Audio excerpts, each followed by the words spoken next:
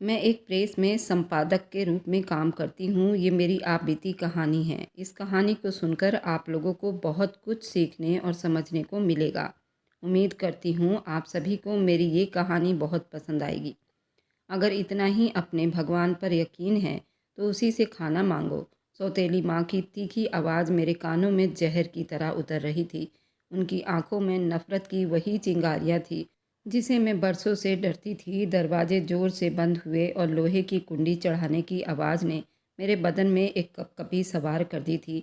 मैं इस कमरे में कैद कर दी गई थी। घर के सारे लोग शहर जा चुके थे। मुझे 3 दिन के लिए सुनसान बंद कमरे में भूखा प्यासा छोड़ दिया गया था। पहले दिन मैंने खुद को संभाले रखा, भूख बर्दाश्त करने की कोशिश की, प्यास को नज़रअंदाज किया, मगर दूसरे दिन मेरा जिस्म बिल्कुल निढाल होने लगा। एक पल परेशान होती, रोने लगती और भगवान को याद करती। मेरा हलक सूख चुका था, सर चकराने लगा था, पेट में दर्द की टीसें उठ रही थी और जिस्म ठंडा पड़ने लगा था। क्या मैं यहाँ इसी तरह मर जाऊँगी? क्या मेरे अपने ही मेरे लिए इतने बुरे हो सकते हैं? मेरे दिमाग में सिर्फ एक ही ख्याल आया, मेरा भगवान मुझे कभी अकेला नहीं छोड़ेगा। मैं कांपते जिस्म के साथ भगवान से प्रार्थना करने लगी थी। मैंने सुना था ऐसे टाइम में भगवान से कुछ भी मांगो तो वह तुम्हारी प्रार्थनाओं को कभी भी रद्द नहीं करता। आज मैं पूरे यकीन के साथ तुझसे भीख मांग रही हूँ। मेरे भगवान, तू कोई ऐसा चमत्कार कर दे, मुझे खाना दे दे। हे भगवान, तू मुझे अपने होने का एहसास दिला दे। मेरी आवाज़ सिसकियों में दब गई, आंखें आंसुओं से भीग गई और मैं भगवान को दबी दबी आवाज़ों में बुलाने लगी। तभी अचानक कमरे में एक ऐसी खुशबू फैल गई जो मैं अच्छी तरह से महसूस कर सकती थी, पूरी और हलवे की। मेरा बदन एक पल के लिए बेजान हो गया। ये कैसे मुमकिन था? ये खुशबू कहाँ से आ रही थी? मैंने कांपते हुए अपना सर उठाया, आंखें हैरानी से फट पड़ी। मैं अपने माँ के फ़ोटो के सामने सर झुकाए बैठी थी, आंसू बहा रही थी। माँ, तुम मुझको छोड़कर क्यों चली गई? उनकी तस्वीर मेरे हाथों में थी, वही मेरी दुनिया की सबसे कीमती इंसान थी। माँ के बगैर ये दुनिया बिल्कुल वीरान लगती थी। एक ऐसी जगह जहाँ मेरे लिए कोई प्यार न था, कोई अपना न था। पुनीत मामा की आवाज़ ने मेरे रोने को रोक दिया। मैंने पलट कर देखा तो वह थोड़ी दूरी पर खड़े थे। उनकी आंखों में वही पुराना प्यार झलक रहा था जो हमेशा मुझे कुछ देर के लिए सहारा दे देती थी। चलो बेटा, देर हो रही है। तुम्हारी मामी ने मुझसे रसोई का सामान मंगवाया था। अगर देर हुई तो वो मुझसे झगड़ा करेगी। उन्होंने नरमी से मेरे सर पर हाथ फेरा। मेरे नाना नानी थे, वही दोनों थे जो कभी मुझ पर नाराज़ नहीं होते थे, जो मुझे हर समय दिलासा देते थे कि वो मेरे साथ है। वरना जब से मैंने होश संभाला था, सभी मुझसे और मेरी बीमार माँ से नफरत करते थे। मेरी माँ की बीमारी की सज़ा हम दोनों माँ बेटी को हर दिन मिला करता था। पापा ने माँ की बीमारी से तंग आकर उन्होंने 5 साल पहले ही मेरी माँ को नाना के घर भेज दिया था और कुछ दिन के बाद उन्हें डिवोर्स भी दे दिया था। मैं उस वक्त सिर्फ 12 साल की थी, मगर इतना समझती थी कि डिवोर्स सिर्फ कागज़ पर नहीं लिखी जाती, बल्कि एक औरत की आत्मा पर ऐसी मोहर लग जाती है जिसे दुनिया कभी नहीं मिटाती। माँ को कैंसर था, एक ऐसी बीमारी जिसके साथ वह सिसक सिसक कर ज़िंदगी बिता रही थी। नानी ने उन्हें सहारा दिया, मगर वह खुद बूढ़े थे, धन दौलत भी ज़्यादा नहीं थे। माँ ने 2 साल तक अपने तीनों भाइयों के सख्त व्यवहार सहने पर मजबूर थी। वह बर्दाश्त करती, फिर एक दिन वह नज़रें झुकाए चुप से आंखें बंद करके हमेशा के लिए मुझे छोड़कर निकल गई। मेरी दुनिया एक पल में वीरान हो गई। मैं उनके अर्थी के पास देर तक बैठी रोती रही। शायद उम्मीद थी कि वह आंखें खोलकर मुझे बुला लेंगी, मगर ऐसा नहीं हुआ। जिंदगी वैसे ही बेबस और परेशानियों में चल रही थी जैसे हमेशा चला करती थी। हम जैसे घर पहुँचे, दरवाज़ा खोलते ही मामी का गुस्सा हम पर बरस पड़ा। ये क्या वक्त है आने का? मैं कब से इंतज़ार कर रही हूँ। उन्होंने हाथ में पकड़ा सामान का थैला एक झटके से खींचा और बुरा भला कहती हुई किचन में घुस गई। मैंने सर झुका लिया। पुनीत मामा चुप रहे। शायद वे रोज़ रोज़ का ये व्यवहार देखकर अब चुप हो चुके थे, अब बोलने की हिम्मत खो चुके थे। आज घर में एक खास हलचल थी। मामी की बहन शादी के बाद पहली बार उनके घर आ रही थी, इसलिए पूरे दिन से तैयारी हो रही थी। मैं चुप से कोने में जाकर बैठी, जैसे मेरा इस घर में कोई ना हो। पूनम मामी की चीखती आवाज़ ने मुझे चौंका दिया। मैंने जल्दी खड़े होकर उनकी तरफ देखा। क्या बैठने का वक्त है? जाओ बर्तन धो, फिर चूल्हे पर सब्जी चढ़ा देना। सुनो, मेहमानों के सामने ज़्यादा घूमना नहीं, चुप से काम करके अंदर चली जाना। जी मामी। मैं चुपचाप किचन की तरफ बैठ गई। गर्म पानी में हाथ डालते ही एक जलन का एहसास हुआ, मगर मैं चुप रही। ये दर्द, ये परेशानी अब मेरे लिए मामूली बात थी। रात को सब मेहमान हंसी मजाक में बिजी थे। मैं चुपचाप एक तरफ बैठकर उनके ठहाकों को सुनती रही। उनके पास कहने के लिए कितनी बातें थी, उनके चेहरे पर कितना खुशी झलक रहा था, उनकी ज़िंदगी में कितनी खुशियाँ थी और मेरी ज़िंदगी बस एक बेनाम सी कहानी थी जिसमें खुशियों के लिए कोई जगह नहीं थी। खाने के बाद मैंने चुपचाप बर्तन समेटना शुरू किया। मामी की बहन ने हंसते हुए कहा, वाह दीदी, मज़ा आ गया, इतना ज़बरदस्त खाना बनाया आपने। मामी ने गर्व से सर हिलाया, फिर मुझे देखकर मुंह बनाते हुए बोली, हाँ मगर ये निगोड़ी तो कुछ नहीं करती, बस काम चोरी करती है। सब ने ठहाका लगाया। मैंने नज़रें झुका ली। घर में दावत के बाद सफाई का सारा काम मेरी जिम्मेदारी पर था, जैसे हमेशा होता था। मैंने पूरे घर में पोछा लगाया, हर कोने को साफ किया, यहाँ तक कि मेरे कपड़े पसीने से तर हो चुके थे, मगर सुकून की सांस लेना मेरी किस्मत में नहीं थी। बड़े मामा के बेटे ने बाहर से आते ही अपने मिट्टी से भरे जूते समेत साफ सुथरा फर्श पर कदम रख दिए। मैंने अपनी आंखों के सामने अपनी सारी मेहनत बर्बाद होते हुए देखा। जिस फर्श को मैंने चमकाया था उस पर गंदे गीले मिट्टी के निशान फैल चुके थे। भाई कम से कम जूते तो बाहर उतार देते, मैंने अभी सफाई की थी। मैंने प्यार से कहा तो वह मुझ पर चिल्लाया और कहने लगा, तुम मुझको सिखाएगी कि कैसे चलना है। गुस्से से जवाब दिया और पैर पटकता हुआ चला गया। कुछ पल बाद मेरे बड़े मामा की पत्नी तूफान लेकर कमरे में दाखिल हुई। उनका चेहरा गुस्से से लाल था, आंखों में ऐसी चिंगारियां थी जिन्हें देखकर ही मैं कांप गई। शिल्पा, तूने मेरे बेटे को क्या कहा? मामी, मैंने कुछ भी नहीं कहा, बस ये कहा था कि चटाक से एक जोरदार थप्पड़ मेरे गाल पर पड़ा। मेरा एक तरफ को सर झुक गया, आंखों के आगे अंधेरा छा गया, मगर मैं अपनी जगह सुन खड़ी रही। हमारे टुकड़ों पर पलने वाले हमारे बच्चों पर हुक्म चलाती है, तुझे शर्म नहीं आती? कितनी बार कहा है अपनी औकात में रहा कर। उनका गुस्सा कम होने का नाम नहीं ले रहा था। ये पहली बार नहीं था जब ऐसा हुआ था, लेकिन आज मामला कुछ और निकल कर सामने आया। मेरी नानी चीख कर एकदम से बोल पड़ी। उनकी कमज़ोर सी आवाज़ पूरे कमरे में गूंज गई, बस करो, अब और कुछ मत कहो। सब लोग चौंक कर उनकी तरफ ध्यान दिए। अपनी जगह से उठे, आंसू उनके आंखों में झलक रहे थे, मगर उनके चेहरे पर कुछ और भी था। कोई राज था, वह तकलीफ जो आज जुबान पर आ चुकी थी। तुम सब लोग जानते हो कि इस बच्ची ने गलती नहीं की है, तुम लोगों ने ही इसकी माँ को। बस वह इतना कहकर चुप हो गई। मेरे दिमाग में एकदम से सवाल उठा, इस घर में मेरी माँ की असली मुजरिम कौन था? इस घर में हर कोई एक दूसरे को देख रहा था, जैसे उन सब के गुनाह नंगे हो चुके थे। मेरे दिल में एक तूफान उठ खड़ा हुआ था। अब मैं अपनी माँ की तरह चुप नहीं रहूँगी। ऐसा लग रहा था जैसे नानी के शब्दों ने पूरे घर को जकड़ लिया हो। हर कोई एक दूसरे की तरफ देख रहा था, जैसे किसी ने उन सबको नंगा कर दिया हो, जैसे एक दबे राज को जुबान मिल गई हो और वह सबके ज़मीर को झकझोर रहा हो। मैं जो हमेशा चुप से सब कुछ सहती आई थी, आज एक अजीब परेशानी में थी। नानी की बातों ने मेरे दिल में एक नया एहसास जगाया था। मेरी माँ पर जुल्म हुआ था, आखिर क्यों? आखिर उनका इलाज क्यों नहीं कराया गया? मैंने हमेशा यही जाना कि माँ बीमार थी, मगर नानी के शब्द बता रहे थे सच कुछ और था। वह सब जिसे सबने छुपाया था। माँ को डिवोर्स क्यों दी गई थी नानी?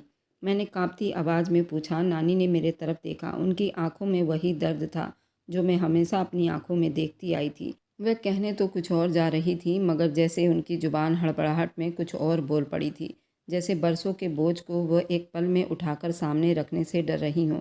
ये मत पूछो बेटी, कुछ सच इंसानों को तोड़ देते हैं, नानी ने धीरे से कहा। मगर मैं जानना चाहती हूँ नानी। मैंने जिद की। अब पूरा परिवार बिल्कुल चुप खड़ा था। मेरी बड़ी मामी, छोटी मामी, मझली मामी, सब चुप थे, जैसे वह भी जानते थे वह सब कुछ बदल कर रख देगा। नानी ने एक गहरी सांस ली, फिर धीरे से बोली, तुम्हारी माँ को बीमार होने की वजह से डिवोर्स नहीं दी गई थी। मेरी बहू पूनम ने उस पर एक इल्ज़ाम लगाया था, एक ऐसा इल्ज़ाम जिसे लगाने वाला भी जानता था कि वह झूठ है। क्या? मैं बड़ी बेयकीनी से नानी की तरफ देख रही थी। मैंने बड़ी मामी की तरफ देखा, जो हमेशा माँ को बुरा भला कहती थी, जो हर वक्त यही कहती थी कि माँ को बीमारी की वजह से डिवोर्स हो गई थी। मगर आज उनके चेहरे पर एक अजीब सी हिचकिचाहट थी, जिसे वे खुद भी अपनी कही हुई बातों पर यकीन नहीं कर पा रही थी। उनकी आंखों में एक पल के लिए बेयकीनी और घबराहट नजर आ गई, मगर फिर वे जल्दी अपने गुस्से के पीछे छुप गई। माँ जी, अब आप ये क्या नई कहानी लेकर बैठ गई हैं? पुरानी बातों को छेड़ने का क्या फ़ायदा? जो होना था वह हो चुका है। नानी ने एक गहरी सांस ली। उनकी नज़रें उन सब पर जमी हुई थी, जैसे वे देख रही हों कि कौन उनके शब्दों से मुकरने की कोशिश कर रहा है। हाँ, जो होना था हो चुका, मगर किसी ने उस जुल्म को रोकने की कोशिश क्यों नहीं की? किसी ने मेरी बेटी के बेगुनाही की गवाही क्यों नहीं दी? नानी की आवाज़ में थरथराहट थी, मगर उनकी आंखों में एक कहानी, एक दर्द छुपी हुई थी। बड़ी मामी ने गुस्से से नज़रें चुराई। छोटी मामी ने जल्दी से माहौल को हल्का करने की कोशिश की। माँ, अब इस बातों का क्या फ़ायदा? आप खुद ही तो कहती हैं कि जो औरत एक बार डिवोर्स ले ले वह दोबारा इज्जत की ज़िंदगी नहीं बिता सकती। मैं गलत थी, नानी ने ज़ोर से कहा, जैसे वह अपने ही शब्दों के कैद से बाहर आना चाह रही हो। हाँ, मैं गलत कहती थी, तुम सब भी गलत हो। मेरी बेटी को उसके अपने पति ने धोखा दिया, मगर तुम सब ने उस जुल्म पर अपनी आंखें बंद कर ली और अब यही सब तुम लोग शिल्पा के साथ भी कर रहे हो। मेरे दिल में एक अजीब सा डर था। मैं भी माँ की तरह ज़िंदगी बिताने के लिए बनी थी क्या? मेरी किस्मत में भी यही सब लिखा था क्या? क्या मैं भी यूं ही सब कुछ चुपचाप सहती रहूंगी? क्या जैसे मेरी माँ सहती रही? मैं माँ की तरह नहीं बनूंगी नानी, मैंने धीरे कहा। नानी ने हैरानी से मेरी तरफ देखा, जैसे उन्हें उम्मीद नहीं थी कि मैं यूं बोलूंगी। क्या मतलब शिल्पा? पुनीत मामा ने हैरान होकर पूछा। मैंने अपनी आंखों में आते हुए आंसू साफ किए और मजबूत शब्दों में कहा, अब मैं चुप नहीं रहूंगी, ना अपनी ज़िंदगी के बारे में, ना अपने हक के बारे में। घर के हर आदमी का चेहरा हैरानी और बेयकीनी में डूब गया था। बड़ी मामी के चेहरे पर डर और गुस्सा था, मगर अब उनकी आंखों में वह पुरानी तेजी नहीं थी। नानी ने मेरे सर पर हाथ रखा और आंसू भरी आंखों से बोली, बेटी, शायद मैं तुम्हें इतने सालों तक रोक कर गलती कर रही थी। जा अपनी ज़िंदगी का फैसला खुद कर। पहला मौका था जब मुझे लगा कि मेरी ज़िंदगी की कहानी मेरी हो सकती है। अब पूरे घर में सन्नाटा था, जिसे नानी के शब्द ने सबको गूंगा कर दिया हो। मैंने बड़े मामा की तरफ देखा, जो हमेशा माँ को बुरा भला कहते थे, मगर आज उनका चेहरा फीका हो चुका था। छोटी मामी, जो हमेशा मुझे कामकाज में उलझा कर रखती थी, मेरी हैसियत का मजाक उड़ाती थी, वह भी नज़रें झुकाए बैठी हुई थी। क्या उन्हें अपने जुल्म का एहसास हो रहा था? मेरे दिल में एक अजीब सी बेचैनी उठ रही थी। इतने सालों से मैं एक ऐसी जगह पर बिता रही थी जिसमें मेरे पास कोई हिम्मत या हौसला नहीं था, कोई हक नहीं था। मैं बस एक साई की तरह थी जो सबके रहमो करम पर अपनी ज़िंदगी बिता रही थी। मगर आज पहली बार लगा कि शायद अब हालात बदल सकते हैं, शायद अब मैं अपनी किस्मत खुद लिख सकती हूँ। मगर ये सोच बस एक गलत फहमी थी। अगले दिन शाम को मेरे पापा अपने चेहरे पर बहुत मजबूरी लिए हमारे ननिहाल पहुँच चुके थे। उनके चेहरे पर ऐसा असर दिखाई दे रहा था जैसे वो बहुत मजबूरी में यहाँ आए हों, जैसे उन्हें कोई ज़बरदस्ती कह रहा हो कि मुझे ले जाइए। मैं उनके साथ जाना नहीं चाहती थी। मैंने बहुत मना किया, क्योंकि इतने सालों में उन्होंने कभी पलट कर मेरा हाल चाल नहीं लिया था। क्या मैं उनकी बेटी नहीं थी? अगर थी, फिर उन्होंने माँ के बाद मुझे कभी अपने घर में रखने की कोशिश क्यों नहीं की? मैंने नानी का पल्लू पकड़ लिया और ना में सर हिलाया। कहा, मैं नहीं जाऊंगी नानी, मुझे मत भेजो। नानी की आंखें भीग गई थी। शायद वह भी नहीं चाहती थी कि मैं जाऊं, मगर उनके चेहरे पर बेबसी थी। पापा के साथ खड़े मामा ने नानी के कान में कुछ कहा, जिस पर नानी ने लंबी सांस ली और मुझे प्यार से अपने पास बुलाकर कहा, बेटी, मैं जानती हूँ यह आसान नहीं, मगर तुम्हें जाना होगा। वह तुम्हारा अपना घर है, तुम्हारे बाप का घर है। मैं चाह कर भी तुम्हें हमेशा अपने पास नहीं रख सकती। मगर नानी, उन्होंने तो मुझे कभी अपनी बेटी समझा ही नहीं। शिल्पा, दुनिया में हमेशा हर चीज़ हमारे हिसाब से नहीं चलती। कुछ चीज़ें किस्मत की लिखी होती है और हमें उनका आमना सामना करना पड़ता है। जाओ बेटी, शायद वे लोग बदल गए हों, मगर मैं जानती थी कि ऐसा नहीं था। पापा के चेहरे पर नरमी का कोई साया दिखाई नहीं दे रहा था। वे बस खड़े थे, जैसे मुझ पर कोई एहसान कर रहे हों। मेरे आंसू गिरने लगे, मगर मुझे जाना था। मैं नानी के गले लग गई और हम दोनों ही रो पड़े।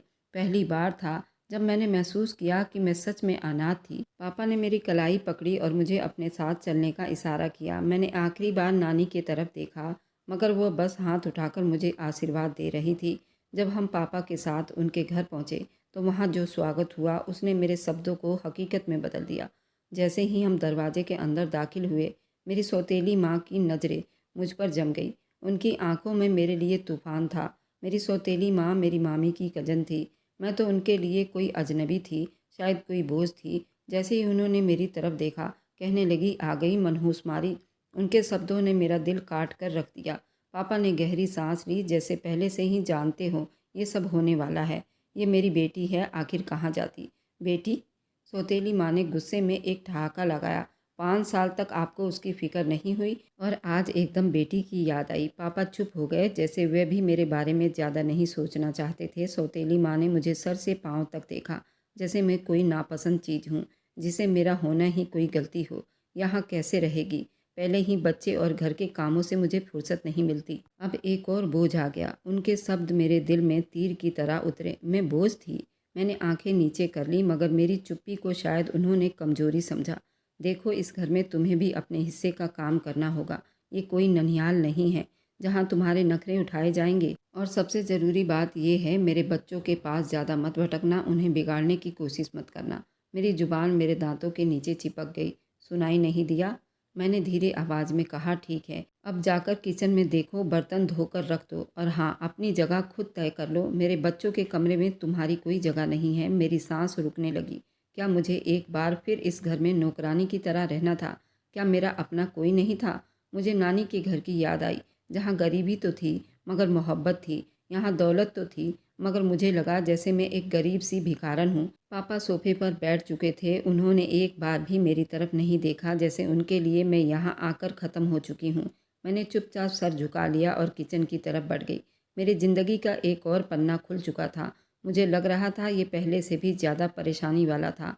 सुबह की पहली किरण के साथ मेरी आँख खुल गई। मेरी आदत थी कि सुबह होते ही उठ जाती और पूजा पाठ करती थी। मेरे पास मेरी माँ की निशानी एक लॉकेट था। उसमें शिव जी और भगवान पार्वती की पिक्चर थी। मैं उस पिक्चर से हमेशा बात करती थी, उनसे प्रार्थना करती थी। हर मुसीबत के बाद, हर परेशानी के बाद मैं रात को उस पिक्चर से ढेरों बात किया करती थी।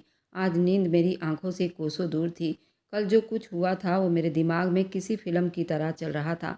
नानी का आंसुओं से भीगा चेहरा, उनसे लिपट कर रोना, पापा का इतना तीखा शब्द, और सौतेली माँ का कल का स्वागत। ये घर मेरा नहीं था, ये तो पहले दिन ही समझ में आ गया था, मगर अब मुझे इस घर में जीना था।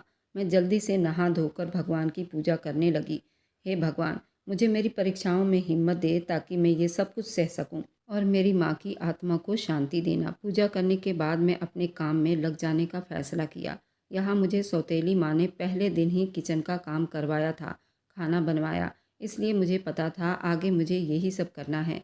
मगर मैं जानती थी, अगर मैंने जिम्मेदारी ना ली तो मेरी ज़िंदगी और ज़्यादा मुश्किल हो जाएगी। सफाई के बाद किचन में जाकर नाश्ता बनाने लगी। सौतेली माँ अभी तक सो रही थी, पापा भी शायद आराम कर रहे थे। मैंने धीरे धीरे काम निपटाया, मगर जैसे ही मैंने बर्तन धोना शुरू किया, पीछे से एक चीखती हुई आवाज़ आई। ये सब क्या हो रहा है? मैं चौंक गई। सौतेली माँ दरवाजे पर खड़ी थी। चेहरे पर वही गुस्से का असर दिखाई दे रहा था। बस वो मैंने सोचा कि नाश्ता बना दूं और बर्तन धो दूं। मैंने धीमे शब्दों में कहा, किसने कहा था तुमसे नाश्ता बनाने को? और मुझसे पूछे बगैर तुमने रसोई में कुछ भी बनाने का सोचा कैसे? तुम्हें मैंने पहले दिन ही बता दिया था कि तुम इस घर में सिर्फ एक नौकरानी की हैसियत से रह रही हो। तुम्हें ऐसे कोई चीज़ का अधिकार नहीं जो तुम कर सको। मैंने सर झुका लिया। उन्होंने गुस्से से मेरी तरफ देखा। यहाँ मेरी हैसियत सिर्फ एक नौकरानी की थी और मुझे उसे स्वीकार करना था। पापा ने भी साफ कह दिया था, अगर मुझे इस घर में अपनी जगह बनानी है तो अपनी माँ के दिल में जगह बनानी होगी। माँ, ये शब्द सुनकर मेरे दिल में एक दर्द सा उठता। मेरी माँ तो अब इस दुनिया में नहीं थी, और मेरी सौतेली माँ तो मुझसे बहुत बुरा व्यवहार करती। वह कभी मेरी माँ नहीं हो सकती थी। मुझे नानी का घर याद आया। कम से कम वहाँ मेरी नानी तो मुझसे प्यार करती थी, मगर यहाँ सब कुछ होने के बावजूद मेरा कोई नहीं था। पापा ने मुझे नानी के घर से लाते टाइम एक बार भी प्यार से नहीं पूछा था कि मैं कैसी हूँ। उनके लिए बस इतना काफ़ी था कि मैं उनके घर में रह रही हूँ, उनकी पत्नी की गुलामी करती रहूँ। दिन हफ्तों में, हफ्तों महीनों में बदलने लगे, मगर मेरी ज़िंदगी में कोई बदलाव नहीं आया। हर रोज़ सुबह पूजा करके घर के काम करना, सौतेली माँ के बातें बर्दाश्त करना, ये सब मेरी ज़िंदगी का हिस्सा बन चुका था। मेरी सौतेली माँ गुस्से की बहुत तेज़ थी। उनका एक बेटा भी 2 साल का था। वह दूसरी बार प्रेग्नेंट थी। उनकी तकलीफ़, उनकी थकान, उनका गुस्सा, सब कुछ मुझ पर निकलता। अगर कभी बच्चे रोते तो इल्ज़ाम मुझ पर आता। अगर कोई चीज़ टाइम पर ना मिलती तो इल्ज़ाम मुझ पर आता। अगर घर में किसी चीज़ की कमी हो जाती तो इल्ज़ाम मुझ पर आता। पापा कभी कभी मुझे देखकर नज़रें फेर लेते।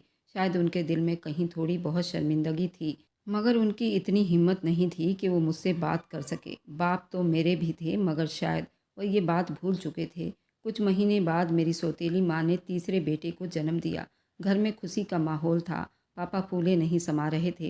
हर तरफ से बधाइयाँ दी जा रही थी, मिठाई बांटी जा रही थी।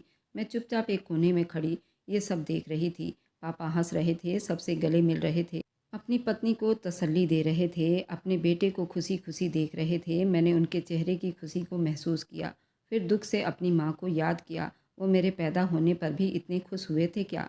शायद नहीं, वरना माँ को छोड़कर वे दूसरी शादी ना करते, मुझे लावारिस ना छोड़ते। रात को जब सब अपने कमरों में जा चुके थे, मैं चुप से उस नन्हे बच्चे के पास जाकर खड़ी हो गई। वह नन्हा सा प्यारा सा बच्चा अभी अभी इस दुनिया में आया था, जिसके लिए मेरे बाप ने अपनी दुनिया बदल ली, जो उनके लिए सब कुछ था। मगर मैं कुछ भी नहीं थी। मैंने धीरे से बच्चे की तरफ देखा, जो बड़ी प्यार से नींद में सो रहा था।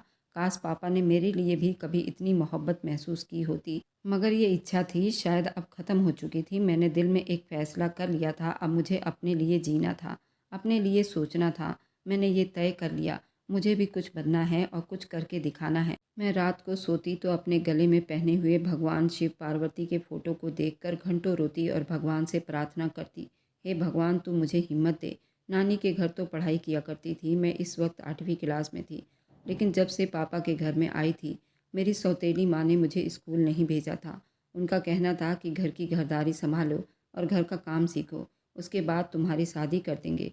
तुम मेरे सर पर एक बोझ की तरह हो। नानी तो मुझसे मिलने कभी नहीं आती थी, लेकिन मेरे बड़े मामा ज़रूर आते थे, क्योंकि मेरी सौतेली माँ उनकी साली लगती थी और उनसे उनका अच्छा व्यवहार था। मेरे छोटे पुनीत मामा भी कभी कभी आते थे, वे भी मेरे दिल के हाल को कभी कभी महसूस करते थे। मैंने एक दिन कहा, मामा मुझे 8वीं क्लास की किताबें लाकर दे दो। उन्होंने मुझे किताबें लाकर चुपके से पकड़ा दिया और मैं रात भर उन किताबों को पढ़ती रहती और सुबह उठकर पूजा करती और फिर घर के सारे काम संभाल लेती। मेरी नानी ने मुझे चुपके से एक टच वाला मोबाइल भी दिया था, जिस पर मैं पूरी रात सिर्फ पढ़ाई करती थी। मेरे भगवान ने मुझे बहुत हौसला दिया। स्कूल में परीक्षा से समय में अपने नानी के घर चली जाती। नानी मेरी बहुत मदद करती और वहीं से मैं पेपर देकर आ जाती। मेरी सौतेली माँ तो ये चाहती थी मैं उनके नज़रों के सामने से चली जाऊँ। मामा लोग भी मुझे रखने के लिए तैयार नहीं थे, वो मुझे छोड़ जाते। मुझे अपने पापा के पास रहना एक मजबूरी था। मेरे पापा का जनरेटरों का अपना बिजनेस था। वह किराए पर अपना जनरेटर चलाया करते थे और ज़्यादातर घर से बाहर ही रहा करते थे। अगर मुझे पैसों की ज़रूरत पड़ती तो मेरी नानी हेल्प किया करती थी। इसी तरह मेरे दिन बीत रहे थे और मैंने 12वीं क्लास का एग्ज़ाम दे दिया, जिसमें मेरे बहुत अच्छे नंबर आए थे। मेरे टीचर को मेरे बारे में सब कुछ पता था, वो मुझे बहुत सपोर्ट करती थी। मेरे पापा को और मेरे सौतेली माँ को कानों कान खबर नहीं हुई कि मैंने अपनी पढ़ाई चालू रखी हुई है। अब मुझे कॉलेज में जाना था, लेकिन मेरे पास ना तो एडमिशन के पैसे थे, ना ही फ़ीस के पैसे थे। अब मेरी नानी भी मेरी मदद नहीं कर सकती थी। वह हमेशा कहती थी, बेटा अब तुझे ही कुछ करना होगा। मैंने एक दिन फैसला किया कि मैं ये घर छोड़ देती हूँ और मैंने ऐसा ही किया। मैं वह घर छोड़कर भाग गई। पीछे से मेरी सौतेली माँ ने बहुत हंगामा खड़ा किया था। अगर मैं दोबारा उस घर में गई तो वो मुझे ज़िंदा नहीं छोड़ेंगी और ना ही उस घर में रखेंगी। और मेरे पापा को इस बात का कोई असर नहीं हुआ कि मैं कहाँ हूँ। उनके ऊपर से तो बोझ उतर गया था और मेरे मामाओं पर भी ज़्यादा फ़र्क नहीं पड़ा था। और मामी तो पहले ही नहीं चाहती थी कि मैं उन लोगों के घर में रहूँ। उन सब ने मुझे ढूंढने की कोशिश नहीं की और मुझे मरा साबित कर दिया। पर मेरी नानी को सब कुछ पता था। उन्होंने अपने मुंह से एक शब्द भी ना निकाला, लेकिन वे कर भी क्या सकती थी। वह बिल्कुल चुप रहीं और मैं यहाँ आकर कॉलेज में पढ़ने लगी। मैंने यहाँ अपने लिए जॉब ढूंढा। वह लॉन्ड्री थी। यहाँ 24 घंटे कपड़े धुलाई का काम करना था, लेकिन उस फैक्ट्री में मैंने रात को काम करने का फ़ैसला किया। रात को काम करते बीत जाती और दिन को कॉलेज में जाती। मैं उसी फैक्ट्री में रहती थी और वहीं काम करती थी। जिस दिन छुट्टी होती मैं पूरा दिन पढ़ाई करती। इस तरह मेरे दिन बीत रहे थे और कामयाबी की सीढ़ियाँ चढ़ रही थी। यहाँ मुझे 20 से 25 हज़ार रुपये सैलरी दी जाती थी। मेरा काम लोगों को बहुत पसंद आता था, क्योंकि मैं बहुत सफाई और मेहनत से काम किया करती थी और यहाँ मुझे किसी के ताने नहीं सुनने पड़ते थे। मैंने अपने परिवार के तरफ पलट कर नहीं देखा और इसी तरह पढ़ाई करती रही। मेरे कॉलेज का लास्ट ईयर चल रहा था और मेरे कॉलेज का लास्ट फेयरवेल भी था। तब मुझे टीचर ने अपने केबिन में बुलाया और कहा कि तुम्हें कॉलेज के मंच के लिए लड़कियों द्वारा किए गए मेहनत और संघर्ष के बारे में कुछ लाइनें लिखनी हैं। उसके लिए एक पोस्ट तैयार करना है। मैं इस काम में बहुत माहिर थी। मैंने दिल को छू लेने वाला इतना बढ़िया पोस्ट लिखा कि कॉलेज में सब ने उस पोस्ट को सराहा था। मैंने उस पोस्ट को स्टेज पर तो नहीं पढ़ा था, कॉलेज की दूसरी लड़की ने उसको पढ़ा था, लेकिन लेखक तो मैं थी। लेकिन उस पोस्ट में मैंने अपना नाम छोड़ा था और वे पोस्ट अखबार में भी छपी थी। लोगों ने उस पोस्ट को इतना सराहा कि अखबार में फर्स्ट पेज पर मेरा लेख छपा था और कुछ दिन के बाद मुझे अखबार के संपादक का फ़ोन आया। मैं वहाँ पहुँची तो संपादक से मेरी बात हुई। उन्होंने कहा, क्या हमारे लिए कुछ पोस्ट लिख सकती हो? जब मैं वहाँ पोस्ट लिखकर आई तो उस संपादक को मेरा पोस्ट इतना पसंद आया, उन्होंने मुझे अपने अखबार पत्रिका में एडिटर की नौकरी के लिए बुलाया। वहाँ पर पूरे 180 लोगों को बुलाया गया था और उन 180 लोगों में एक एडिटर का चुनाव करना था। मैं वहाँ पर एग्ज़ाम दे तो आई, अपना पोस्ट भी लिख दिया। मुझे अखबार के संपादक ने बुलाया और कहा कि आपने जो भी लिखा है वो मुझे पढ़कर सुनाइए। मैंने अपने लिखे गए सारे लेख उन्हें पढ़कर सुना दिए। वह संपादक मुझे आश्चर्यचकित होकर देखने लगा और मैंने नज़र दौड़ाई तो वहाँ पर 180 लोगों के लिखे गए लेख ऐसे ही कुर्सी के पास बिखरे पड़े थे। उनमें से मेरा लेख जो मैंने लिखा था वहाँ संपादक के टेबल पर पड़ा था और वहाँ मुझे एडिटर की जॉब दे दी गई थी। मैं उस दिन बहुत खुश थी, मेरी मेहनत रंग लाई थी। मैं अगले दिन ऑफिस में अपने टेबल पर बैठी तो रोने लगी क्योंकि मेरे नीचे कम से कम 200 लोग काम कर रहे थे और मैं उन सब की बॉस थी। आज मैं जिस मकाम पर पहुंच चुकी थी, मुझे खुद पर ही यकीन नहीं हो रहा था। अब मैंने उस लॉन्ड्री फैक्ट्री की नौकरी छोड़ दी और एक किराए पर फ्लैट ले लिया। मुझे यहाँ नौकरी करते हुए पूरे 2 महीने बीत गए थे। मुझे अपनी नानी की याद आ रही थी क्योंकि मैं आज जो कुछ भी थी अपनी नानी की सपोर्ट की वजह से थी। मैंने अपने नानी को अपने पास बुलाने का फ़ैसला किया, लेकिन जो खबर मैंने सुना उसने मेरे पैरों तले से ज़मीन निकाल दी थी। मेरे पापा को जनरेटर से करंट लगने की वजह से उनको अस्पताल में एडमिट किया गया था और उनको ब्लड की ज़रूरत थी। आखिर में उनका खून थी। मैंने ये खबर सुना तो मुझसे रहा नहीं गया। मैं तुरंत अस्पताल पहुंच गई और अपने पापा को यहाँ शहर के अस्पताल में ले आई। मैंने अपने पापा को अपना खून दिया। जब मेरे घर वालों को और मेरी सौतेली माँ को मेरे जॉब के बारे में पता चला तो सबके सर शर्म से झुक गए। नानी भी इस दुनिया में नहीं थी, वे 2 साल पहले जा चुकी थी। जब मेरे पापा होश में आए तो मुझसे माफ़ी मांगने लगे, कहने लगे, मैं तुम्हारे गुनहगार हूँ। तुम्हारी माँ की मृत्यु भी मेरी वजह से हुई। अगर मैं समय से उसका इलाज करवाता तो शायद आज वे मेरे साथ होती और तुम्हारी माँ के गुनहगार हम सब हैं। ना ही तुम्हारे मामाओं ने उसका इलाज करवाया। जब तुम्हारे मामा को पता चला कि मैं उनकी साली को पसंद करता हूँ, वे चाहते थे कि मैं तुम्हारी माँ को छोड़ दूँ और मैं अपनी ज़िंदगी में आगे बढ़ जाऊँ। तुम्हारी बड़ी मामी ने उस पर इल्ज़ाम लगाया कि वह शादी से पहले किसी और को पसंद करती थी ताकि मेरा मन उससे और बुरा हो जाए और मैं उसको यूं ही तड़पता छोड़ दूं। और मैंने ऐसा ही किया और तुम्हारे मामा मामी यही चाहते थे ताकि उन लोगों का खर्चा भी बच जाए। मैंने तुम्हारी सौतेली माँ से शादी कर ली और अपनी ज़िंदगी में बिजी हो गया। जब तुम्हारे मामा को लगा अब मैं बड़ी हो रही हूँ, तुम्हारे खर्चे बढ़ रहे हैं, इसलिए उन्होंने तुम्हें जल्द से जल्द वहाँ से हटाने का फ़ैसला किया और मेरे पास भेज दिया क्योंकि मैं उनके बच्चों से ज़्यादा इंटेलिजेंट थी। मैं हर क्लास में फ़र्स्ट आती थी। उनको इस बात का मलाल था, इसलिए उन्होंने मेरी सौतेली माँ के पास भेजा ताकि मेरी पढ़ाई रुक जाए। लेकिन जो भगवान करता है वह हमेशा अच्छा ही करता है।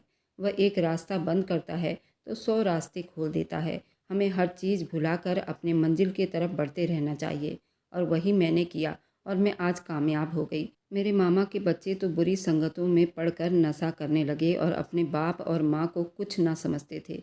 मेरे बड़े मामा की बेटी ने अपने पसंद की शादी कर ली, घर छोड़कर भाग गई और आज मेरे पीछे कोई नहीं था सपोर्ट करने के लिए, तो मैं आज कामयाब हो गई। दोस्तों, आप लोग बताइए, क्या मुझे अपने सौतेली माँ और अपने बाप को माफ़ कर देना चाहिए या नहीं? आप लोग कमेंट में ज़रूर बताइएगा। अपने लिए संघर्ष करने वालों की कभी हार नहीं होती। भगवान सबको देखता है और सबको कामयाब भी बनाता है। जितने लोग मेरे इस बात से सहमत हैं कमेंट में ज़रूर लिखिएगा और मेरी वीडियो जहाँ से भी आप लोग देखते हैं कमेंट में अपने शहर और राज्य का नाम ज़रूर बताइए। मुझे आप लोगों के कमेंट पढ़ने में बहुत आनंद आता है और उन सभी का मैं बहुत बहुत धन्यवाद करना चाहती हूँ जो लोग मेरी वीडियो को देखते हैं, लाइक करते हैं, शेयर करते हैं। अगर आपको आज की कहानी पसंद आई है तो वीडियो को ज़रूर लाइक कीजिएगा और अपने दोस्तों के साथ शेयर भी कीजिएगा। और हाँ, अगर आपने अभी तक मेरे चैनल को सब्सक्राइब नहीं किया है तो ज़रूर सब्सक्राइब कर लें। मिलते हैं हम अपनी कल की एक और नई दिलचस्प कहानी के साथ। मुझ पर सदा अपना प्यार और स्नेह बनाए रखें। सभी को मेरा प्यार भरा नमस्कार दोस्तों। खुश रहें, स्वस्थ रहें।